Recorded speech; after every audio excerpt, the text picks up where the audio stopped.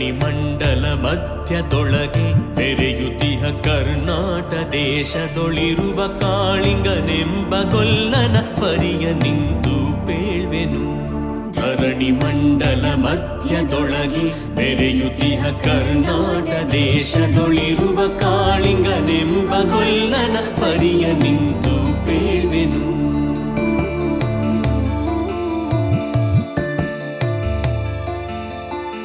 ಎಳೆಯ ಮಾವಿನ ಮರದ ಕೆಳಗೆ ಕೊಳಲನೂದುತ ಗೊಲ್ಲಗೌಡನು ಬಳಸಿನಿಂದ ತುರುಗಳನ್ನು ಬಳಿಗೆ ಕರೆದನು ಹರುಷದಿ.